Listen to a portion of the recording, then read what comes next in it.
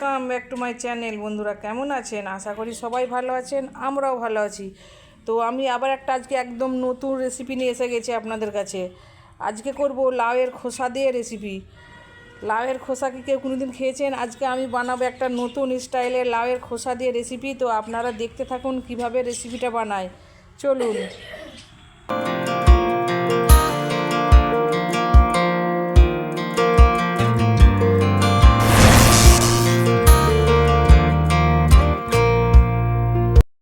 এই দেখুন, আমি লাউয়ের খোসাগুলোকে এইভাবে আমি কেটে নিয়েছি।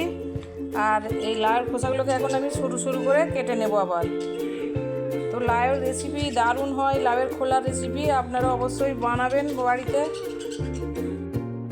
এই দেখুন, লাউয়ের খোসাগুলোকে আমি সরু সরু করে কেটে নিয়েছি।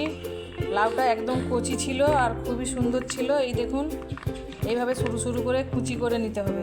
এইখানে আলুকেও আমি কুচি কুচি করে কেটে নিয়েছি। চলুন এবারে ভালো করে আমি ধুয়ে নিই। অফ ক্যামেরায় ভালো করে আমি 4-5 বার ধরে লাউয়ের খোসাটাকে ধুয়ে নেব।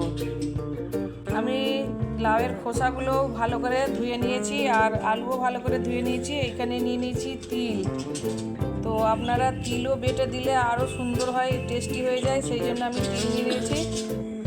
তো চলুন কীভাবে এবারে রেসিপিটা করি আপনারা দেখতে থাকুন। তো আমি এখন শিলপাতায় তিলটা বেটে নেব।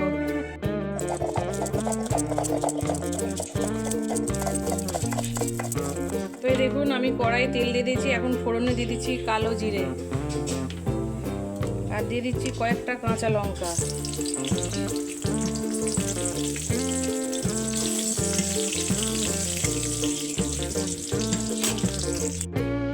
এখন দিয়ে দিচ্ছি পেঁয়াজ।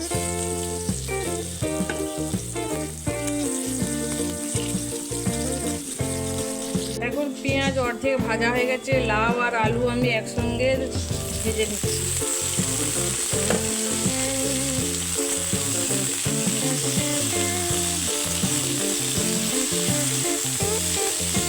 এখন দিয়ে দিচ্ছি স্বাদ মতো লবণ,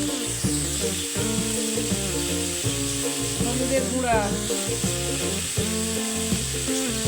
লঙ্কার গুঁড়ো।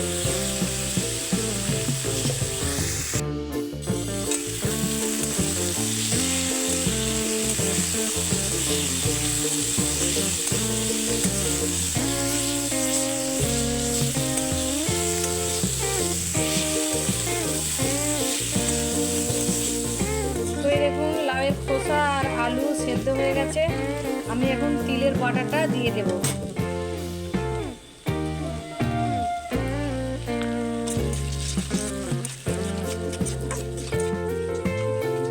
লাউয়ের খোসা রেসিপি একদম কমপ্লিট হয়ে গেছে। আর দেখুন লাল লাল কত সুন্দর করে আমি ভেজে নিয়েছি।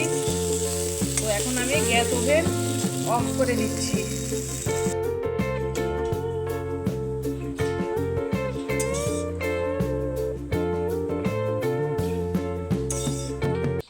তো বন্ধুরা, লাউয়ের খোসা কি ফেলে দিচ্ছেন? একদম আর ফেলবেন না। লাউয়ের খোসা দিয়ে একটা খুব সুন্দর রেসিপি বানানো যায়। তো দেখুন কিভাবে আমি রেসিপিটা বানিয়েছি।